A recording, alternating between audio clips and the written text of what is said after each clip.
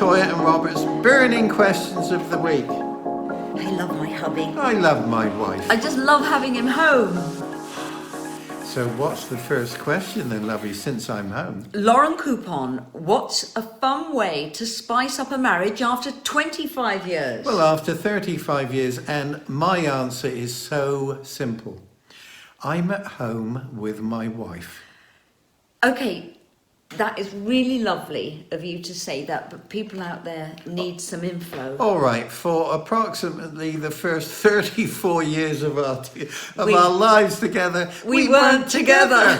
I was always going away, and I mean, wonderful coming back, fine, good. But there's no continuity, no engagement. So this is what I do to spice up my marriage with Sweet Lips Willcox. I invite her to have a coffee, maybe a coffee and a cake with me, just out on the high street of our wonderful town. And we go out and we sit together and we're having our coffee. And I ask my wife what she's thinking, what she's doing, what creative enterprises she's engaging. And I listen, and this is so spicy up for me. And we do have a good gossip. Well, occasionally there might be a little gossiping in it. We enjoy our conversations. I think it's pretty obvious we're both radically different to each other and we have different tastes and we're different types of musicians, but we really enjoy our conversations. And when I need to know something or learn something, I can ask my husband, and that is fabulously rewarding. I would also suggest that just remember to be romantic. It's a very honourable and beautiful thing to do. And every now and then when I've been busy or I've been travelling a lot, I just want to make a fuss of you when I come back. And some of that can be quite saucy and quite fun. And always remember what we loved about each other originally when we were first together. I think it's incredibly important to remember, whether you've had children, whether you've been together for 25 years, 10 years, 30 years, always remember why you fell in love with each other in the first place. And if you've created children, never forget that what you have created together. I think it's very beautiful and very romantic. So I think when it comes to longevity in a relationship, nostalgia and memories are very, very important as today.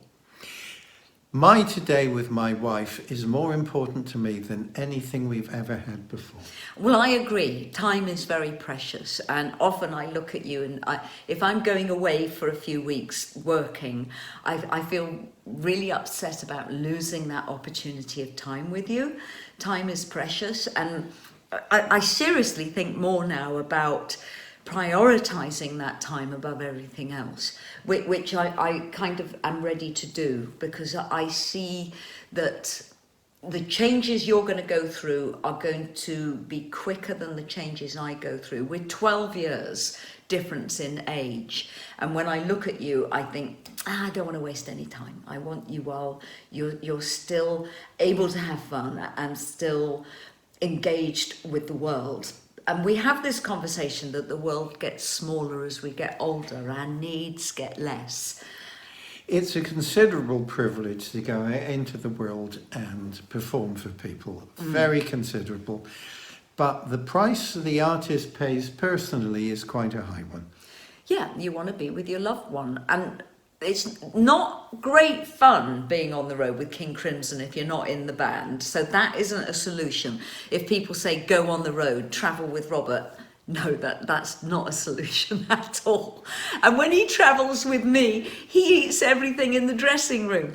And he even takes over the dressing room, and I have to get changed in the loo because you're such a rock diva.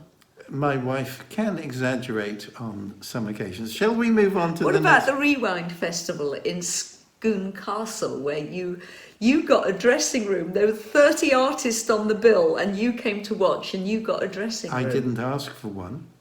See, he gets treated really well. Really well. It's true, I get treated very well when I do go on the road with my wife. Lauren, I hope to some degree we've answered your question. Suddenly we start talking about ourselves.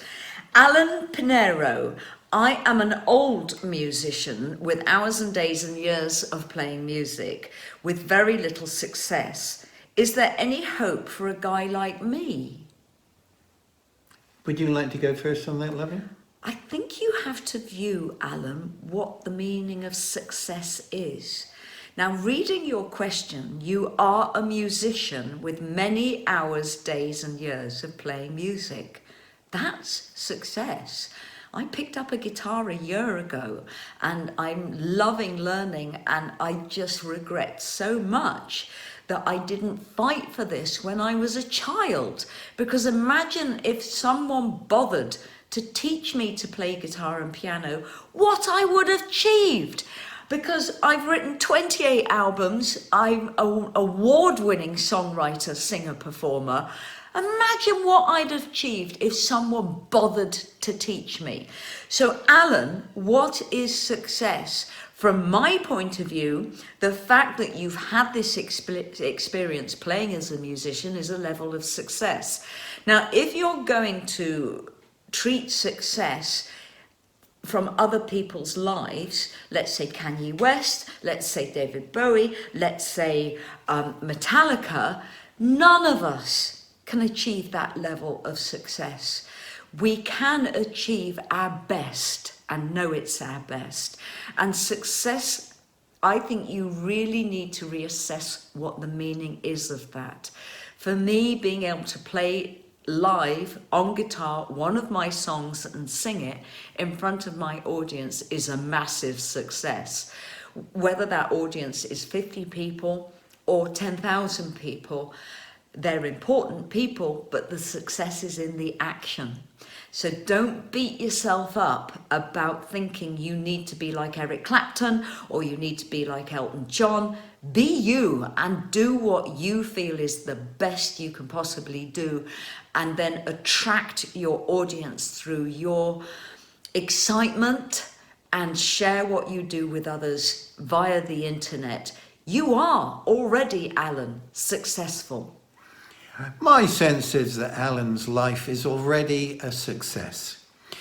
I understand that some people from time to time can feel a little desperate.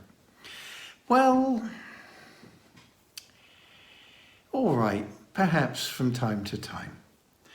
But hope is always springing fresh and joyful and is always available. So let's plug into that. My wife's answer to this is far better than I can venture. Alan, your life is already successful. If you look at what success is, and I think most of the time it's cosmetic. So in the last 10 months, I've had 3 albums go into the top 30. I earn from those 3 albums about £1,000 a year, whereas Robert's not been in the top 20 for a while and he earns 4,000 times more than me. So if I'm going to measure my success by monetary value, I'm not successful. By a creative value, I'm hugely successful. And when you look at the success of Toyah and Robert and Toyah YouTube channel, I'm bigger than most artists who call themselves billionaires, but I ain't a billionaire. So it's finding the reality of that word. And Alan, if you're feeling depressed and you're feeling no self-worth because you think you're not successful, believe me, Alan, you are successful. We are all successful. And one of the reasons that Fripp and I choose to live where we live, surrounded by shops, shopkeepers, shoppers, we want to keep it real. And we realise that so much in our industry is cosmetic. Therefore, keep writing, keep being creative, keep being true to the creative process. That is the real success, because we're communicating with the world and with the kind of yin and yang binary energy of the universe. We are being successful. In strange and uncertain times, on occasion, a reasonable person might despair. But hope is unreasonable. Are you assuming Alan is despairing? No. Good, okay. But sometimes we can, if we're having a hard time, we might think this is too much for us. I know, and I think at that point, if you are having a hard time and you feel locked in and trapped and just no energy to go out there and kind of shake yourself out of it, at that point you do need to communicate with friends, and you do need to just lose yourself in friendship and then go back and address things that you seriously want to address. But don't suffer alone. Suffering alone is not the solution. And sometimes, I mean, I haven't had a bleak mood for quite a while, but I just need to go into the gym and exhaust myself, put the music on, get on that cycling, rowing machine, lift weights, exhaust myself and change the chemical balance in my brain through physical activity. And I do recommend that to people if they're feeling down. So thank you so much for your questions. We will see you tomorrow for a really, really wonderful, silly and rather brilliant Sunday lunch. I would like to take you out for a coffee, little lovey. Oh, let's go and have coffee and cake. Grr. Bye to our chums out there from Toyah and Robert. Goodbye and hug the one you love.